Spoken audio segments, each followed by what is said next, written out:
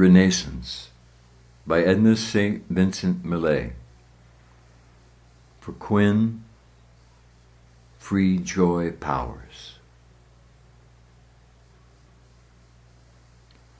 All I could see from where I stood was 3 long mountains in a wood.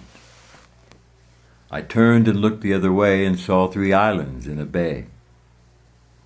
So with my eyes I traced the line of the horizon, thin and fine, straight round till I was come back to where I'd started from.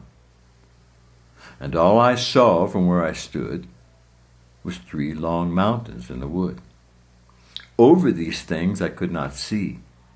These were the things that bounded me. And I could touch them with my hand almost, I thought, from where I stand. And all at once things seemed so small, my breath came short and scarce at all.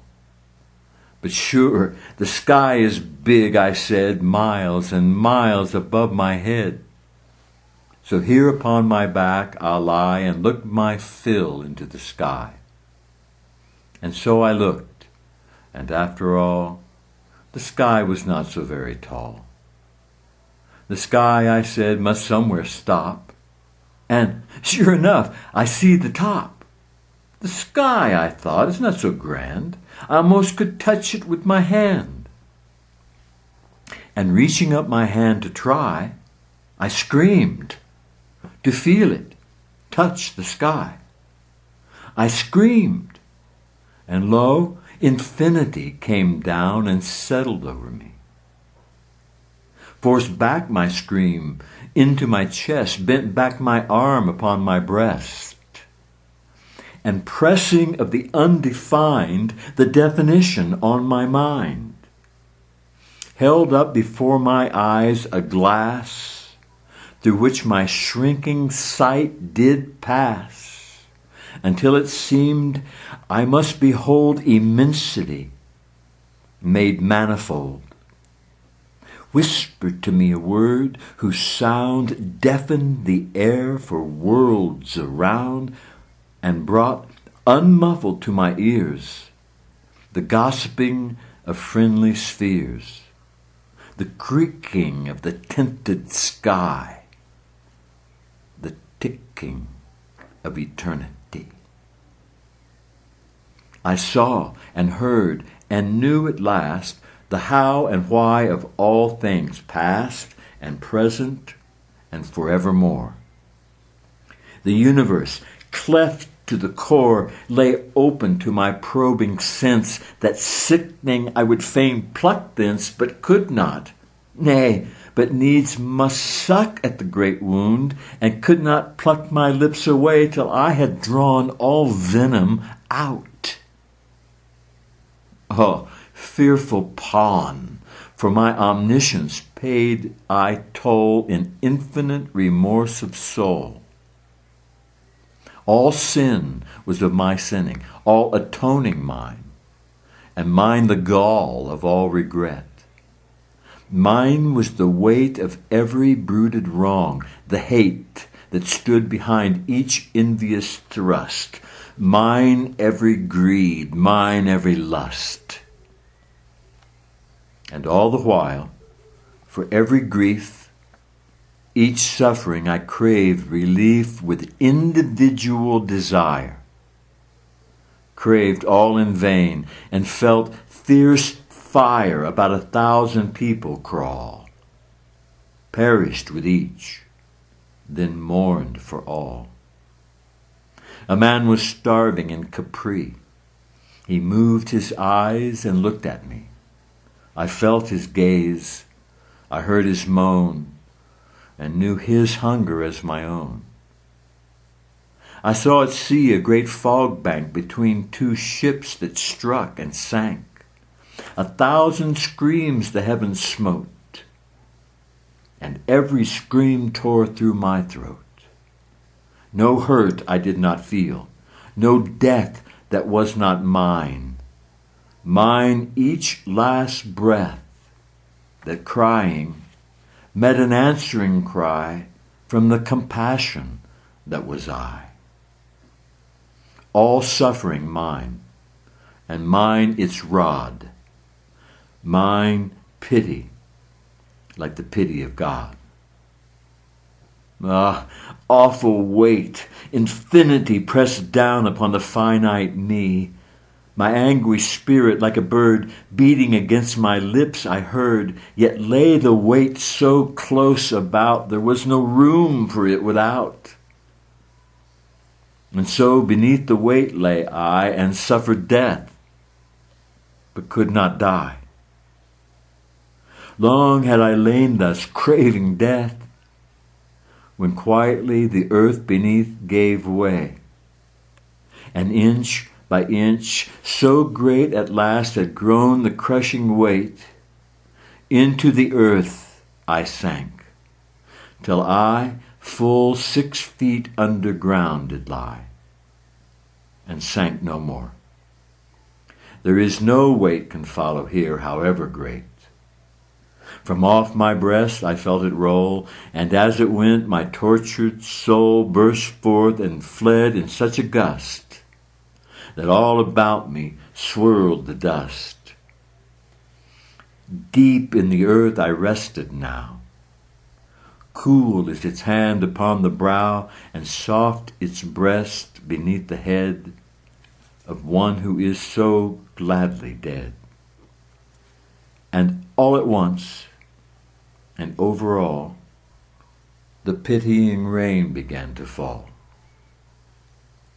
I lay and heard each pattering hoof upon my lowly thatched roof, and seemed to love the sound far more than ever I had done before.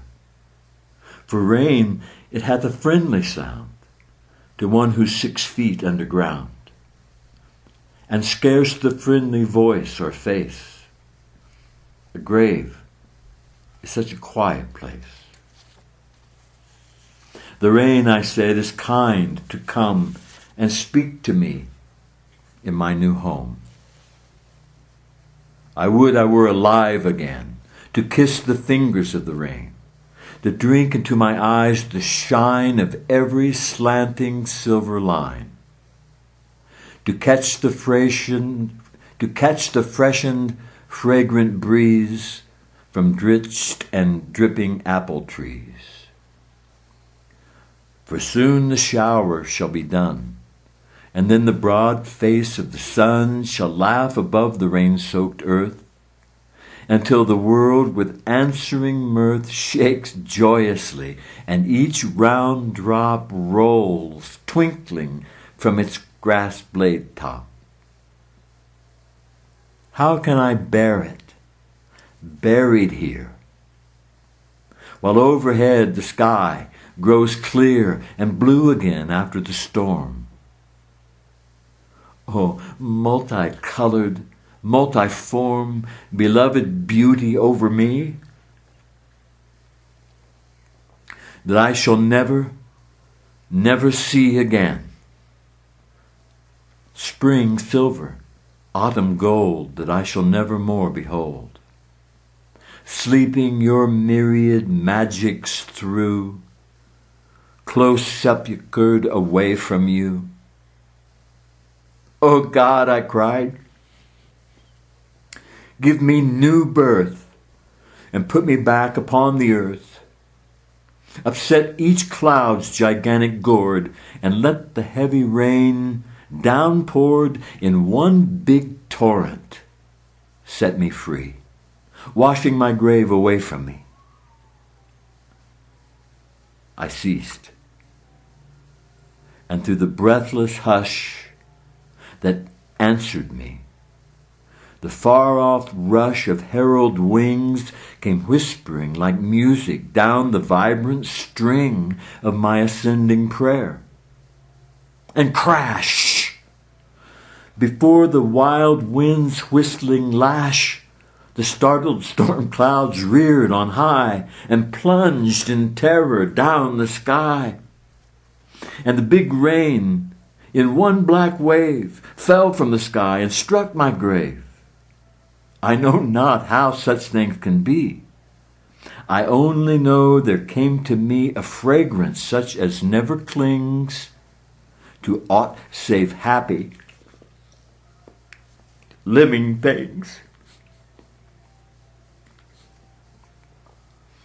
A sound as of some joyous elf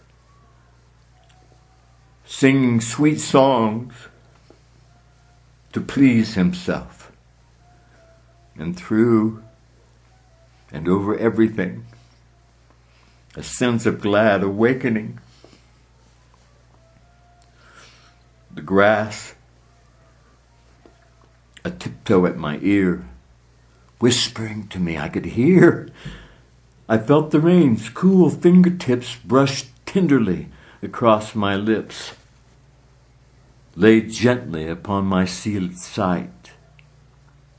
And all at once the heavy night fell from my eyes, and I could see a drenched and dripping apple tree, a last long line of silver rain, the sky grown clear and blue again.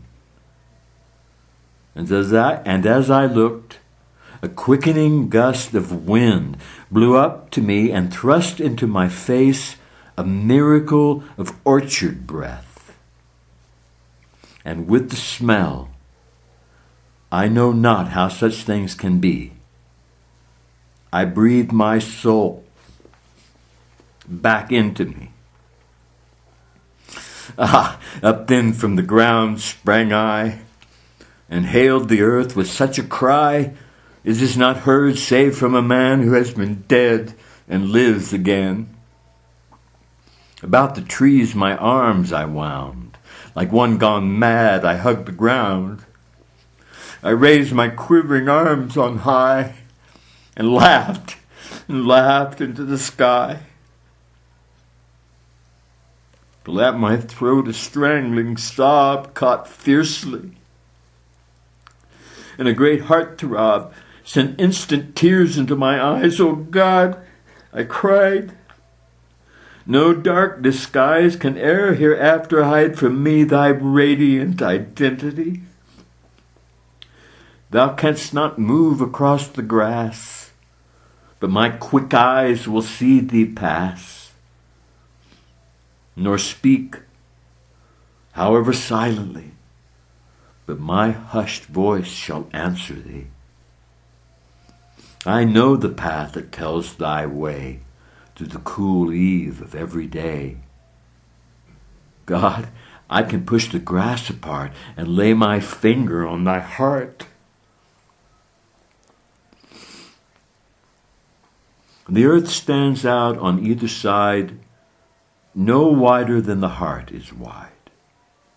Above the earth is stretched the sky, no higher than the soul is high.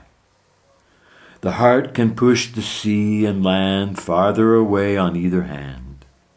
The soul can split the sky in two and let the face of God shine through. But east and west shall pinch the heart that cannot keep them pushed apart. And one whose soul is flat, the sky will cave in on him by and by. Renascence.